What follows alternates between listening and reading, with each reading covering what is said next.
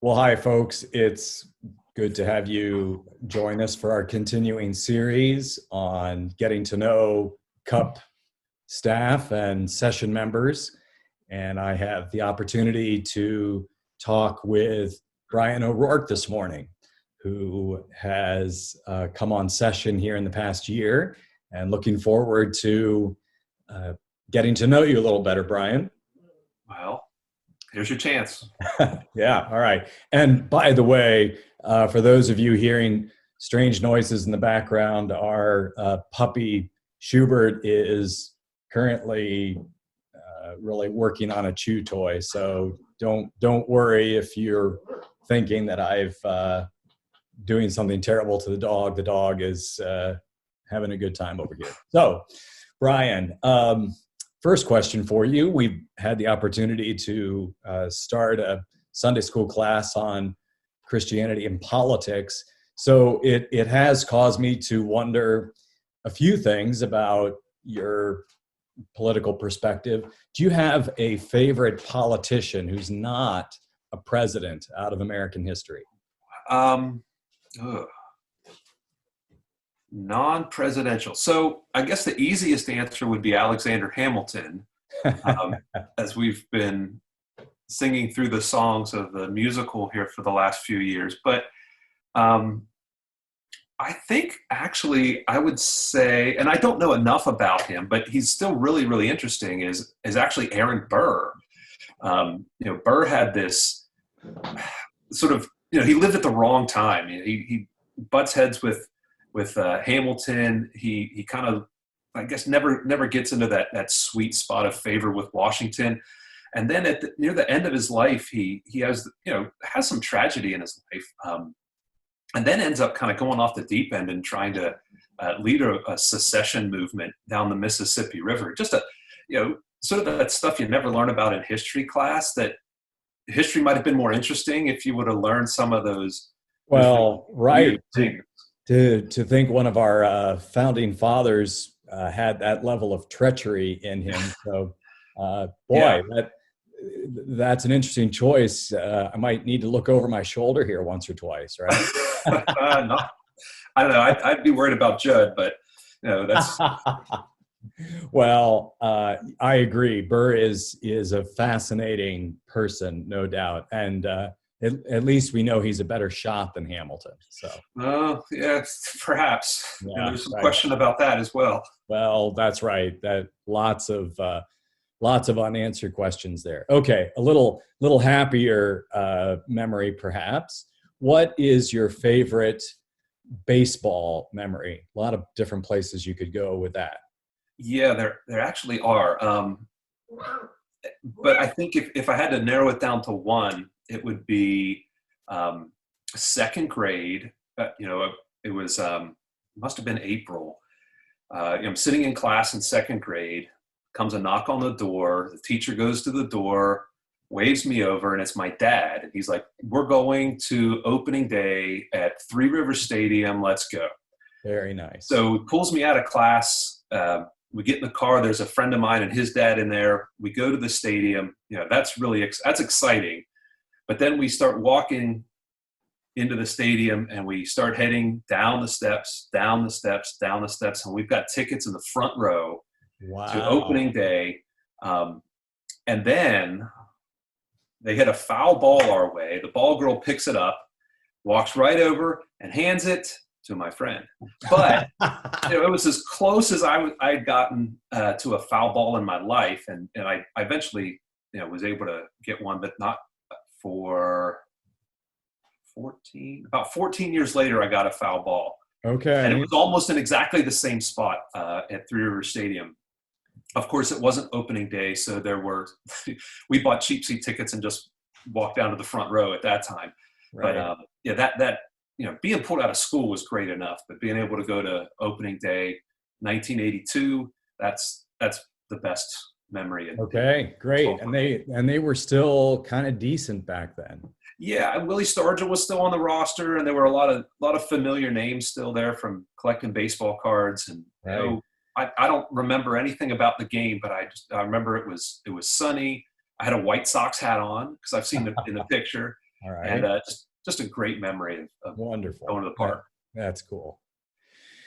Well, we, uh, those of you watching may know that Brian teaches economics at the collegiate level. And what got you interested in teaching, Brian? Well, maybe interesting. I was originally a secondary ed social studies major at college, and one of our assignments between semesters was to go do a shadowing experience at a local high school. So I was home from Grove City, and I had some contacts over at New Brighton, and they put me in touch with a great social studies teacher there, and so I shadowed him for the day. And it wasn't even by the end of the day, I was sure this was the worst decision I could make in my life. I would never ever want to be in a classroom, and so got back to campus and changed my major. So at that point, I'm thinking, I've got a history degree, I've got a political science minor. That I love history, but there's not much future in history if you're not going to be a social studies teacher. So so I picked up an econ major and went to work in the private sector. And about 3 months into that job, I thought, this is awful. I hate getting up every morning and going to work and fighting traffic. What did I really like in life? And what I really liked was being in school. And so if I wasn't going to teach at the high school level, I certainly wasn't going to teach at the elementary level. That would have been for me, that would have been such a bad career move. You and kindergartners don't mix, huh? Not very well. Maybe for a day or two, but day 7 or 8 into the school year, it would have been really, really bad. So I thought, well, college wasn't bad. I mean, there weren't requirements that you had to be in class, so disruptions in class were minimal. And thought, let's give this a try. And I had a college teacher who was incredibly supportive and really said, yeah, I think this is probably a better fit for you temperamentally. And we've kept in close contact. We've done a lot of work together over the years. And so it's been a long and winding road to education, but one that I'm thrilled to say has been a joy, and I think incredibly, in fact, I just was talking to a guy yesterday who ran into one of my former students and said what a big impression I had made on them. And if that's the only kid I make a big impression on, that's right. It's a career well spent. Right, I agree. Terrific. Thank you for sharing that. Okay, turning to scripture here. A favorite Old Testament book. The Old Testament doesn't get enough love. So what would you say? Old Testament. Gosh, I would like to say it was one of the prophets and that I can interpret all that stuff. But for me, it's Joshua. Just the whole story of Joshua and his faithfulness over the many, many, many decades of his life is to me just an inspiration. And to see him leading the people into the promised land, and just the, as for me and my house, I will serve the Lord. That kind of that dramatic and powerful statement is something that, of all the great stuff in the Old Testament, that's something that sticks with me. And if I'm thinking about, well, what should I read? I haven't read anything in the Old Testament for a while. That's the first book I go to is Joshua. Excellent. Yeah. Do not let this book of the law depart from your mouth. That chapter 1, boy, there's a lot of great stuff there. Yeah. Yeah. Yeah. Wonderful. Okay. This is one of my favorite questions. 3 dinner guests from all history. Who comes over to the O'Rourke house? Oh, I have a feeling. I'm gonna say these are not family members. I've got some great family members who I would love to talk to, ones who are still living and ones who have passed. But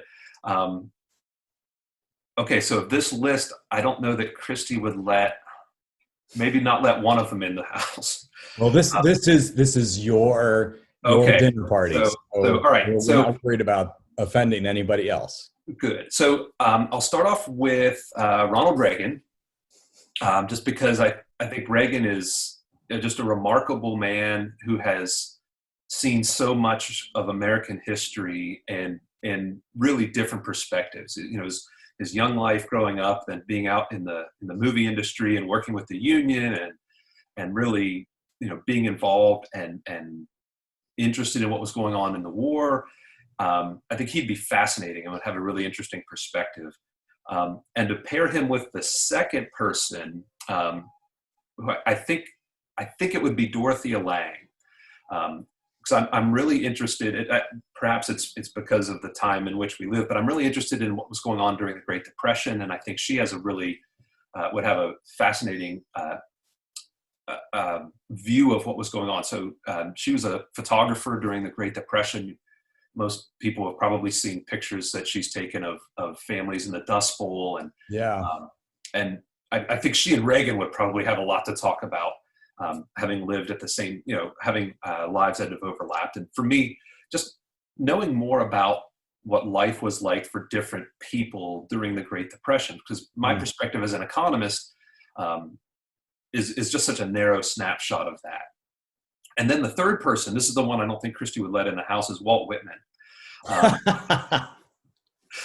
Now, I don't have any interest. I mean, I have a minor interest in his poetry. I'm not particularly all that curious, about what made him write some of the things that he wrote. But I've been watching a documentary on the history of New York City, and Whitman's name comes up regularly as someone who was kind of there as the city started to really change and grow and become the Manhattan that we kind of know it to be now. And I would love to, that's always been an interesting period of time for me, is the early 1900s, and just to see what that firsthand perspective was like of living in a city that I don't know it well, but I know it well enough now to know what it was like before it, before the glass skyscrapers and the concrete canyons and all that, that the what it's become now. I'd love to know what it was like before. Sure. Yeah. Interesting. Okay. Well, Whitman would be, quite an interesting dinner guest, and probably have the best facial hair. Yeah, right. Well, that group, I would certainly expect it. Yes. Yes. Okay. We love to hear how people either have come to faith in Jesus Christ or what the Lord is teaching you today. So you can go either direction with this question, Brian, but how did you come to faith, or what is the Lord teaching you, recently? Okay. So I'll go with the recent, what's gone on recently. And for me, it's been, and this is kind of a recent, I would say, is at least the last 5 years of this kind of constant reminder of being slow to anger. That's been one of the interesting things of being in higher education. I would imagine. And it's not just with the students. It's kind of the whole pack. Every job has its frustrations, but just being aware of what people are going through and being a little bit more less reactionary, I think, and a little bit more trustful, perhaps. But just overall, whether it's working in education, whether it's driving on the roads and not appreciating the way other people are behaving there, or just reactions to political decisions. It's always been easy for me to criticize those decisions and get angry at those decisions and get angry at the people who don't behave the way I want them to, and who make bad decisions. But that's something that's something that comes up frequently in the passages that I read. So if you would have asked me about the New Testament, I probably would say James, And I started reading James years and years and years ago because that's a family name in my family. And I thought, oh, I ought to know all about James. But there's just, as sometimes disconnected as that book can seem, there's so much really powerful stuff in there about living your faith, being slow to anger, taming your tongue. That one speaks to me in many, many ways. I agree. There's never, well, I'd say rarely a question about where does an application lie in the book of James. He's going to tell you straight up, Yeah. you know, and, you know, how we use our tongue both for good and to avoid evil these days, I agree, is it's both challenging and so important. So that is a helpful word for sure. Okay, well, you may remember, Brian, that occasionally we pull out a book in youth group or even at session, 1,001 questions, and Uh-oh. I'm going to invite you to pick a number, and I'm going to find what I think is the most interesting question around that number and send it to you. Okay, I'm going to say the number 12. Number 12. So going low, that's usually safe. Oh, good. Yes. Well, okay. What animal are you the most like and why? Oh, boy. Oh, my. I would probably say, oh, wow. Not as straightforward as I was hoping. I guess I would say a Jack Russell Terrier, because I get in fits of intense work, and it's not necessarily high energy work, but it's like, I gotta go, can't sit still. And then there are times where you just, that's it, I'm done. And so give me my 7.5, 8 hours of sleep, and then let's go again. Okay. So I think that would probably fit. So when you've got a project in your mouth, nobody's going to take that thing away from you. Well, even if I want them to, yeah. Okay. All right. Good job on taking that curveball. Well, great learning a bit about you, Brian. We close with this question: what's your favorite thing about Cup Church? All right, my favorite thing about Cup Church is how unpredictable a Sunday morning can be.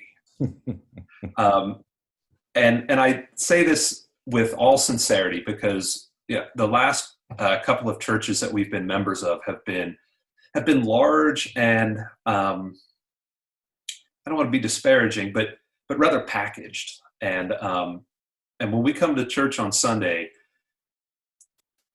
there is just this sincerity about what goes on Sundays. The people are great. The service itself is really comforting, I guess is the word I would call it. It's something that I enjoy, but there's always, every Sunday I think that we've been in service, something has not gone according to plan. It may be that a microphone doesn't work. It might be that somebody doesn't show up for the acolyting responsibilities, but everybody is just fine with that. And I'd be disappointed if there wasn't something on a Sunday morning that didn't need to be taken care of, just by the people who are in that service and who know how to take care of those things. I guess what I would say is that the services, the Sunday mornings are real life, and they feel like, we're leaving our house and we're just going to somebody else's house, and nothing is going to be perfect, and that's just fine. Yeah. Great. No, I love that answer. One of my ongoing prayers for worship is, Lord, let something happen that isn't printed in the bulletin. And, and I guess he's answering that on a regular basis. Yeah. Yeah, yeah, I think so. And just kind of another, just sort of thought of this. The kids will get up for worship, and everything is fine when they walk off the stage. They get up there, and somebody's instrument isn't in tune. It's like, how could that happen? And I don't care how it happens. It's just part of it's part of it all, and it's marvelous. Yeah. Well, we are thankful that the Lord is at work in us, and I think we're reminded on a regular basis that we need the Lord, and that's exactly what what I would want to see happen in a worship service for sure, and how He provides. So yeah, that's terrific, Brian. Thank you so much for taking some time with us, and God bless you today, and as we continue on together. All right, thanks a lot, Scott. All right.